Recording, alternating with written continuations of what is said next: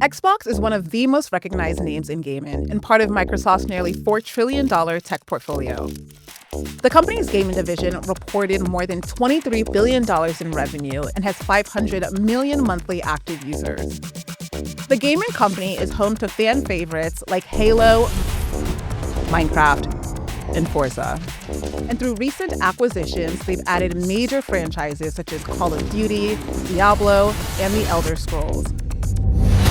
Xbox is also leaning into a multi-platform play anywhere strategy and testing new subscription tiers and price increases. For this episode of Next to Lead, I'm speaking with Sarah Bond, president of Xbox, about what it takes to lead through change. We explore her leadership strategy, taking user feedback head on, and the future of Xbox's gaming ecosystem. All that after the break.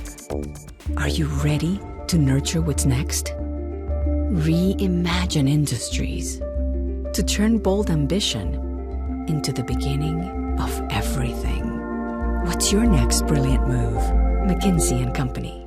Sarah Bond, president at Xbox, thank you so much for joining us on Fortune Next to Lead. It's awesome to be here. Thank you. Let's jump right into things because this is going to be a super engaging conversation. What a fun job you have. I don't want to start where you are now. I want to go to your early days because you began your career at McKinsey. You later held senior strategy roles at T-Mobile before joining Microsoft around 2017. Obviously, you're now at Xbox, which is owned by Microsoft. What drew you from consulting into the technology space? Well, I started out just loving the breadth of experiences I could get with consulting.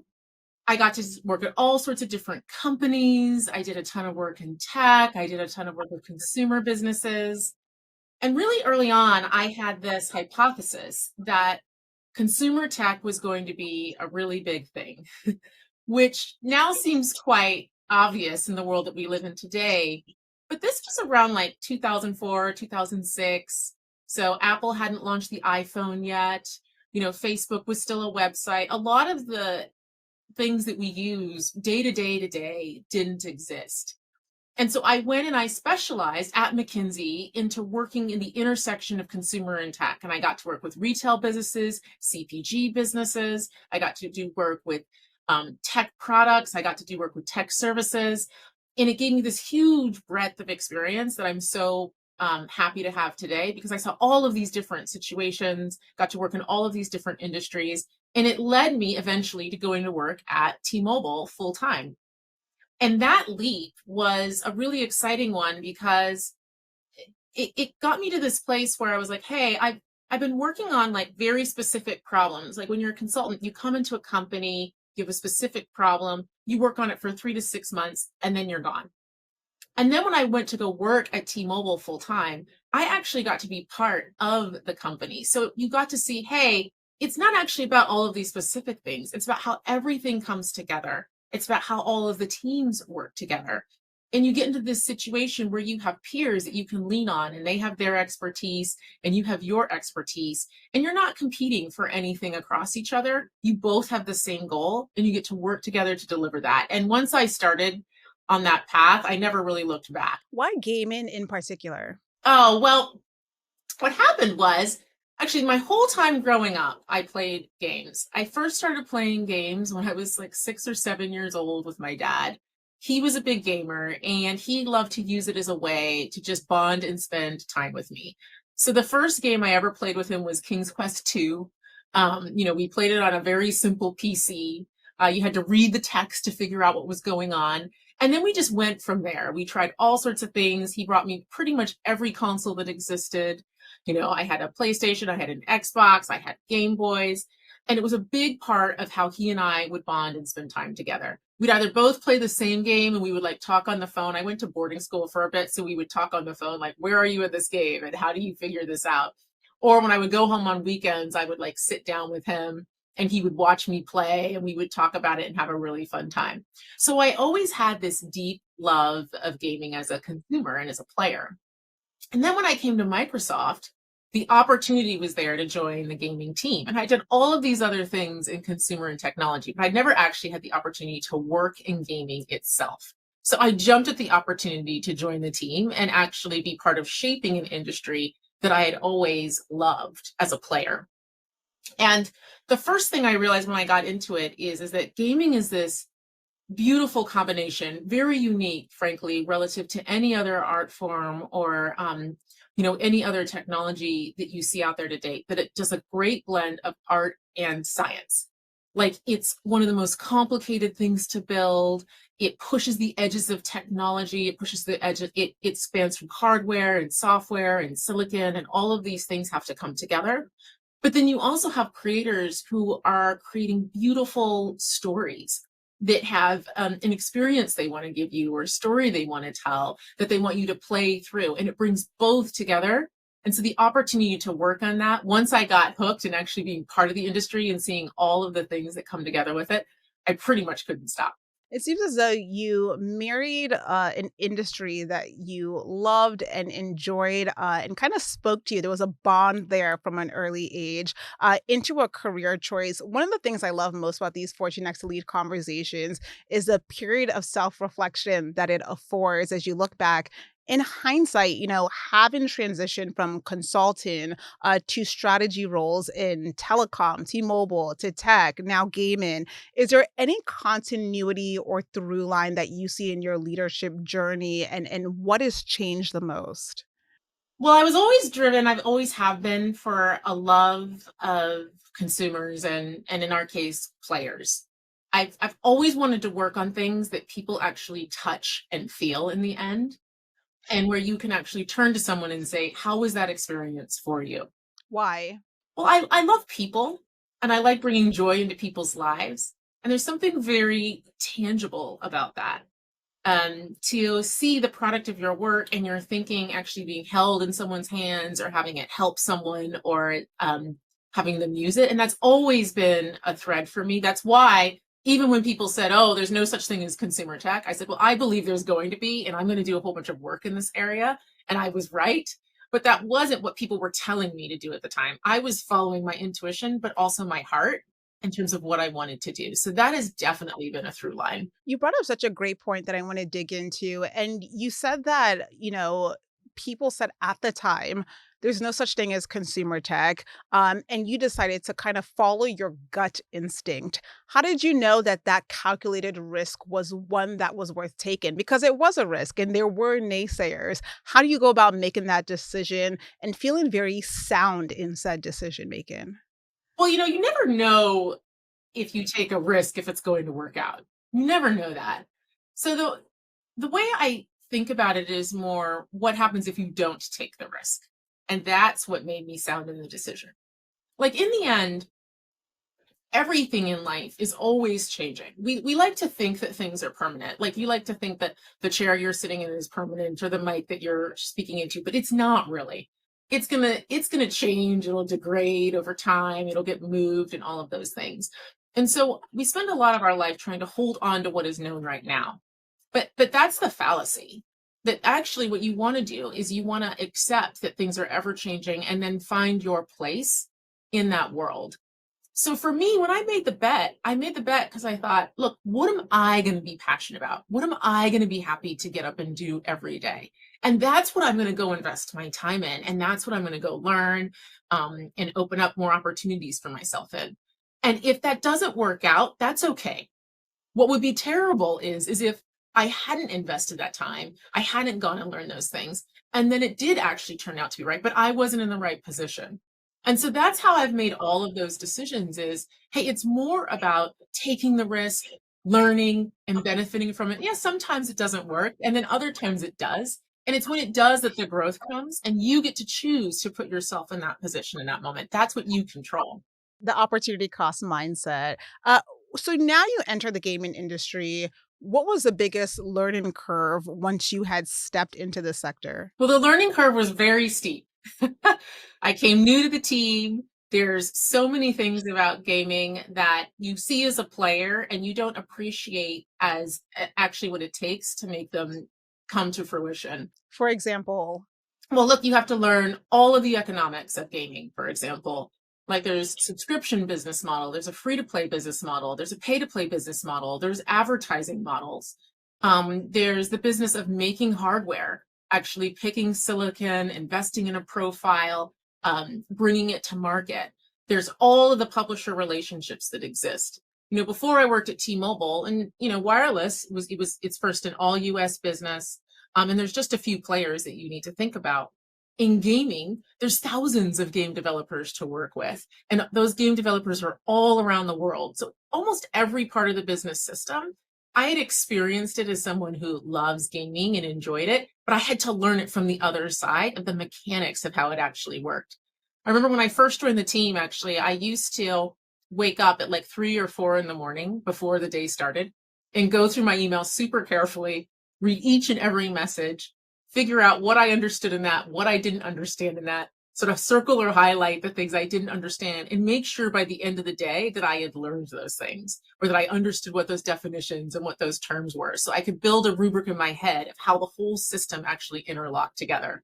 In some ways, I'm grateful for that, because I look back on it now, and the fact that it wasn't assumed that I would know things. And so I felt super free to ask questions and verify things and check with the team, built this really strong foundation where it's like, okay, now I actually understand how all of the things click together and how everything works. Before I dig in with a bit more granularity into your role at Xbox itself, I just want to touch on vision setting, and you kind of alluded to this already.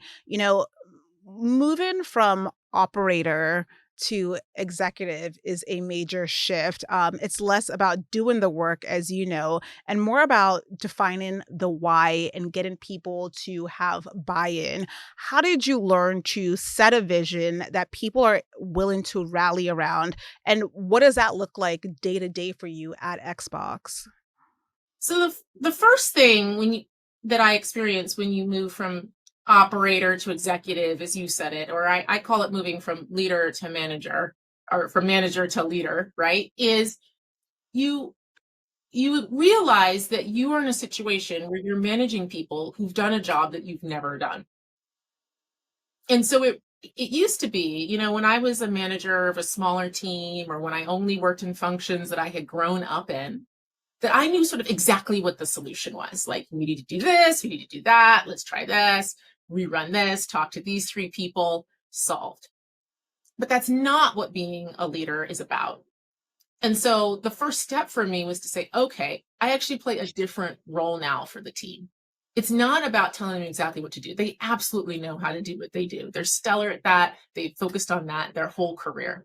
It's about helping them see, hey, the actual horizontal picture, or understand what's happening strategically, or reprioritize, or align across all of the different functions. So how engineering and marketing and strategy and business planning, and hardware and software and AI technology or cloud technology all come together to deliver on a vision itself, and really focusing on how you take and stitch things across horizontally. And then it's about sharing that shared vision of what we can deliver for players, for developers, what we can do for the industry with the team clearly and consistently. How the individual pieces of work all ladder up to actually deliver an experience that opens up more opportunity for people who are building for Xbox, for people who are enjoying Xbox, for the community at large. Xbox itself is rapidly transforming, acquisitions, new technologies, shifting consumer tastes and habits. How do you foster continued innovation without losing focus on what Xbox truly is? Yeah. Well, you know, $1 billion question. $1 billion question. Well, look what, Xbox is really all about making it easy for people to access and play their games. Like, we know that's what players care about. And so all of this innovation, all of the things that are happening in the industry, they are being harnessed to enable that more easily, and more accessibly for customers than ever before. And so a good example actually is if you look back at the history of the industry, it used to be that if you bought a game on the console, you could only play that game on the console. And if you wanted to play it on a PC, you had to buy it again on a PC, and you couldn't even access it on a mobile device. And that's actually how the industry grew up.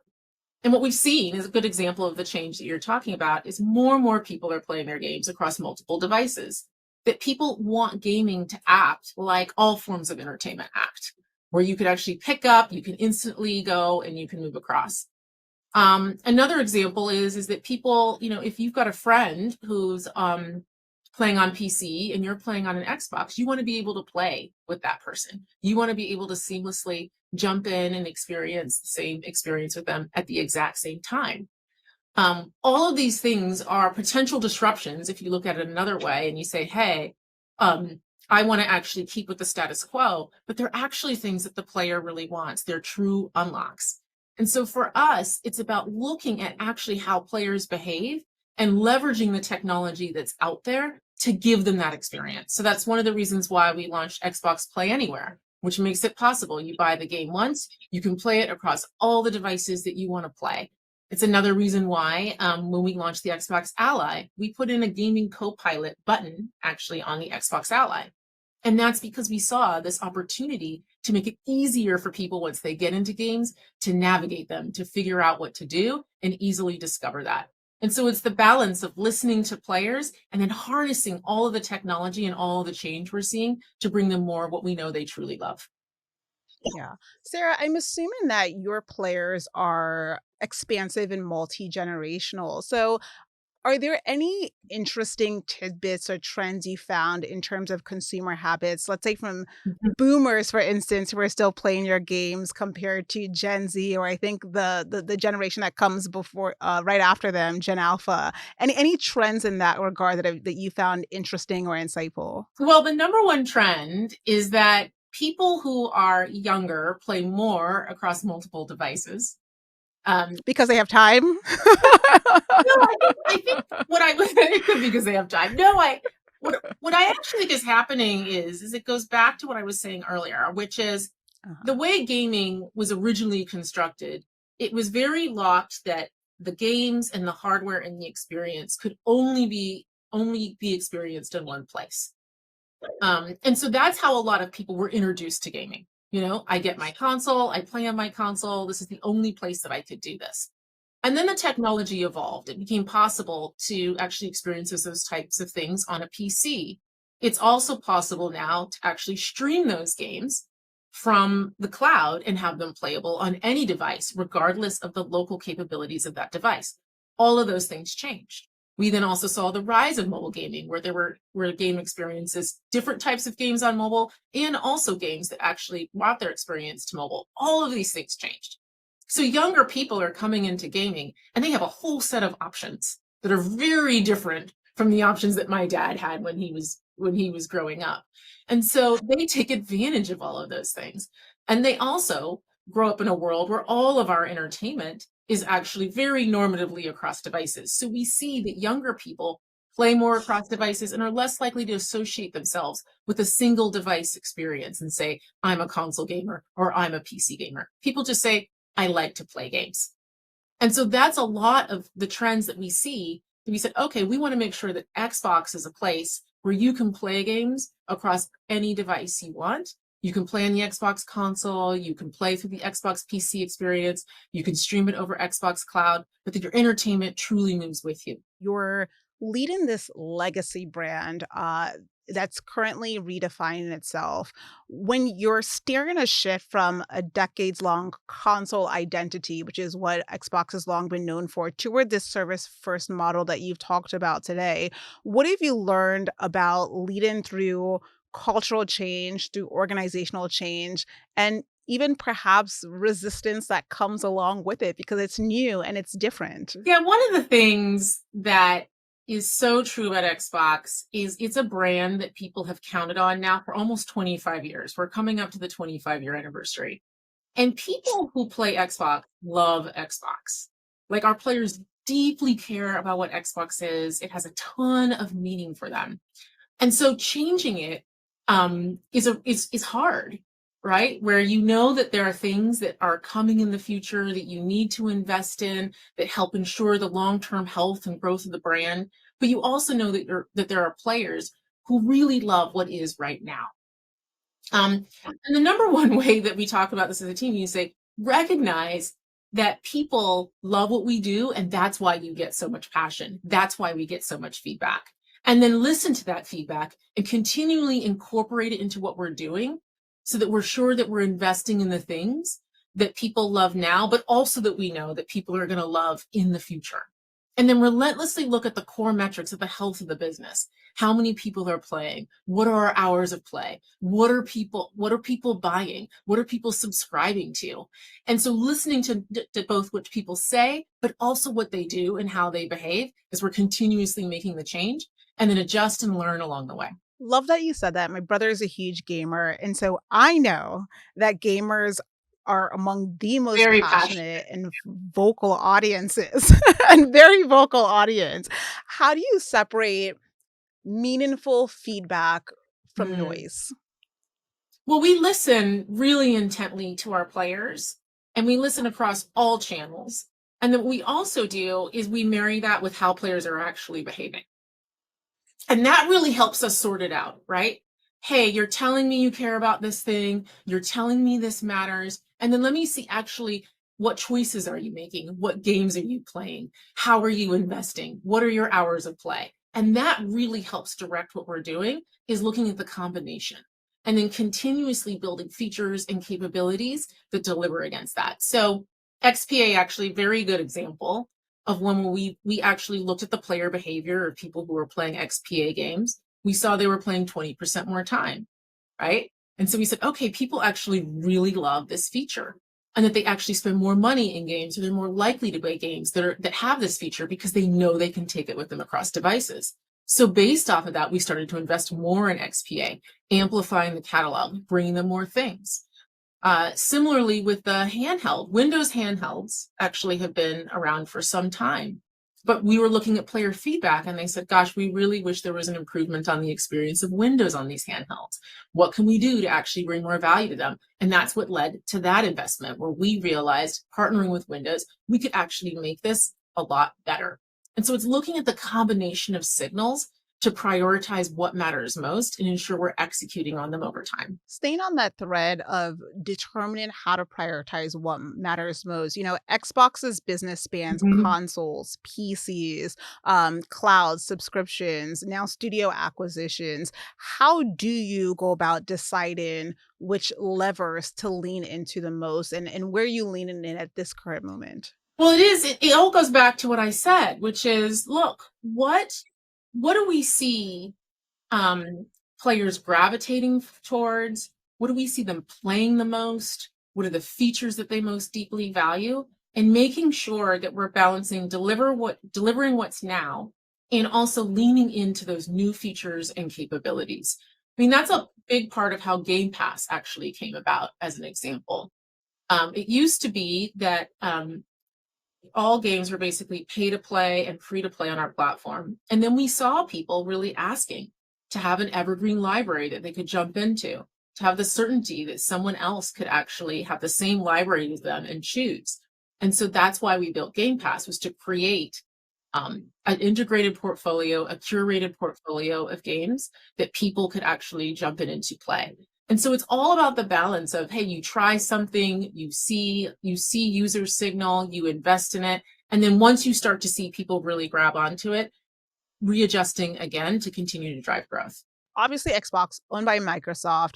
Microsoft recently set ambitious profit margin targets of 30% for Xbox, well above the industry average. How does that influence its investment, its creative decision making? Is anything changed in that regard? Well, we're always just adjusting our investment based off of what's happening in the macroeconomic industry, what players are asking, and what developers are asking for. And we're really focused on giving a full suite of experiences people across all of that.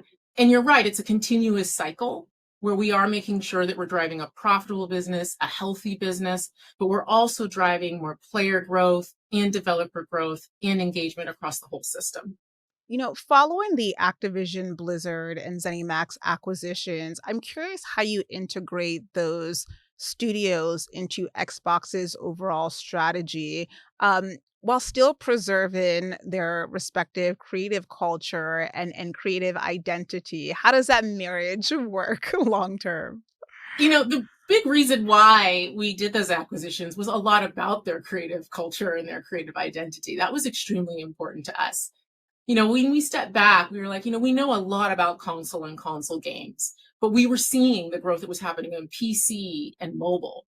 And the beautiful marriage with Activision is they had really great capabilities in console, but also in PC and mobile. And so one of the reasons why, really the primary reason why we wanted to join our team was like, actually, how do we bring that creative capability and knowledge into the system and create a space where it's really safe and free for the diversity of voices to contribute to solutions that we're driving, to innovations that we're building, and things that we're able to bring to market. Xbox is increasingly embracing this multi-platform strategy, which you've already referenced. What are some of the commercial and creative implications of moving away from tight exclusivity to Xbox platforms? Well, one of the things about gaming that I often think isn't talked about that much is that it is really about community, that it's about bringing people together to play and have a shared experience. And all of the biggest games in the world are the ones that are available across the broadest set of devices, where the largest number of people can come in and experience play. And so we're really focused on Xbox being able to bring unique experiences to you, unique capabilities to you, but also on doing the things that enable the greatest number of people to actually experience the games that we're building and experience the platform and Xbox itself across all screens. Well, that's an interesting point you make. As Xbox moves towards this quote unquote play anywhere approach, how then do you think about the future of hardware? Is it still core? Is it just is it a gateway to new services? Hardware is absolutely core to everything that we do at Xbox, because we know that our most valuable players, the people who love Xbox, love the hardware experience. And so that is why we are working on our next generation hardware. It's going to be a powerful experience and one that also enables people to take their library with them. And that's what's really important here as well, is that we know that while people want to play their library absolutely on the console, they also want to be able to play it on PC or stream it around the cloud.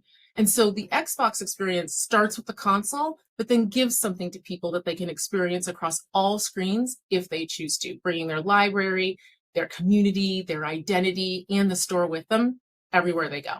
360 comprehensive approach to, Yeah. to gaming. Would it be accurate for a layman to characterize this new vision for Xbox as almost the Netflixication of gaming? People have said that. And I think it's that, but I also think it's more than that. Like it's we support every business model. So if you want to subscribe and get access to your library games, you can absolutely do that. If you want to buy your games and build up your own library, you can also do that.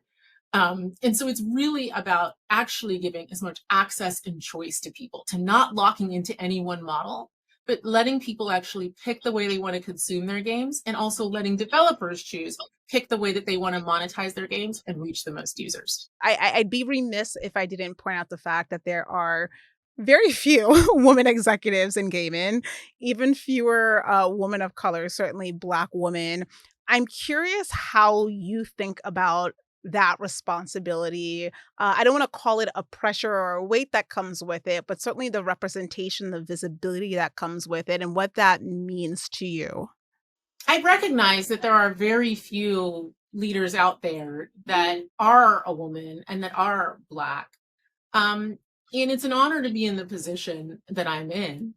And for me, the greatest source of meaning is that I've had people come up to me over the course of my career and say, hey, because I see that you were able to do that, I actually have more confidence in myself in terms of what I can do or what I can achieve. Or, I showed my daughters a picture of you and they have more confidence in themselves and what they can achieve. And the thing that's particularly powerful about it is that the people who've shared that with me, that sentiment, it's not just people who are women and it's not just people who are Black.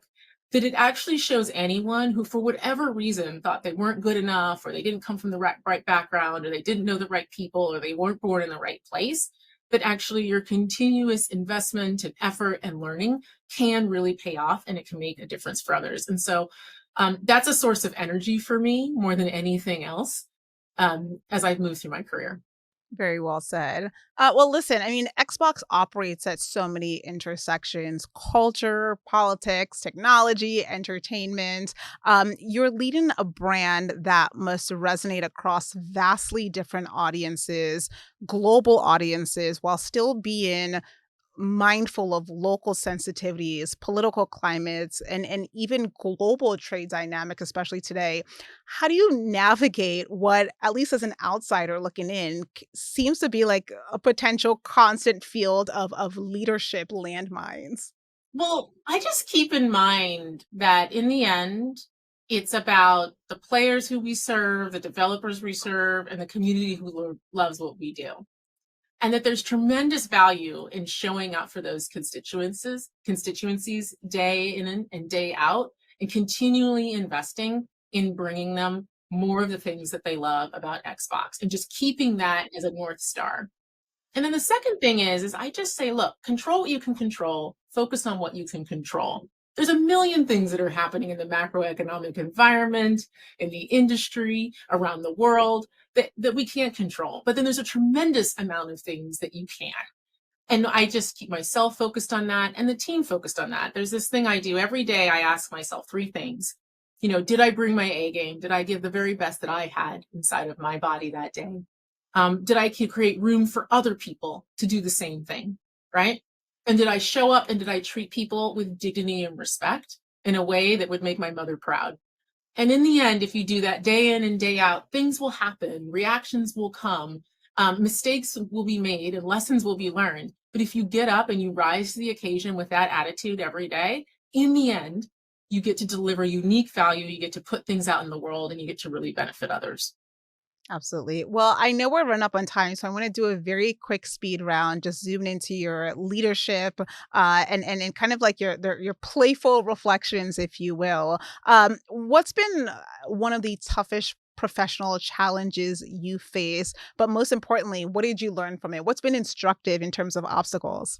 The one that comes to mind is almost sort of like what you might call a pre-professional challenge. Um, when I was in college, I was trying to become fluent in Spanish, and I really wanted to get an A in my Spanish class. And I noticed what I would do though is because I really wanted to get an A so badly, is that I would always, I would always say and write the same things. Like, I drank orange juice this morning. I slept really well. I'm doing just okay. And so then when I moved to Spain, and I actually moved to Spain for work when I was a kid or in my 20s and during my first job, I could not communicate with anyone. I thought I was so good at Spanish. I had gotten all these A's in college. And then when I wanted to actually give the true answer of how I was feeling or what I wanted to do, I did not have the vocabulary because I hadn't invested in building that vocabulary. And it just taught me a huge, huge lesson, which is if you always do what you know, if you always play it safe, you are not learning and growing. And then you're not actually able to show up in the situations where you need to show up with the very best that you got. How's your Spanish now? Well, it's better than it was then, but I haven't used it in a lot of years. When's the last time that you didn't play it safe? Oh, wow. Almost every day I push myself to do something that's a little uncomfortable. Throwing out an idea, asking a hard question, challenging myself and looking back on what I did and what I could do better. In the end, that's sort of become a big part of how I just try to operate. The more times you do it, actually, the easier it becomes. We talked about cloud and mobile, so maybe let's just zoom in on AI. How do you see AI in particular shaping the future of gaming? Yeah, I look at AI and I say this is a tremendously powerful technology. It's like what cloud was in the last 10 years. I think AI will be in the next 10 years in terms of what it does to all facets of society, business, culture, and also gaming.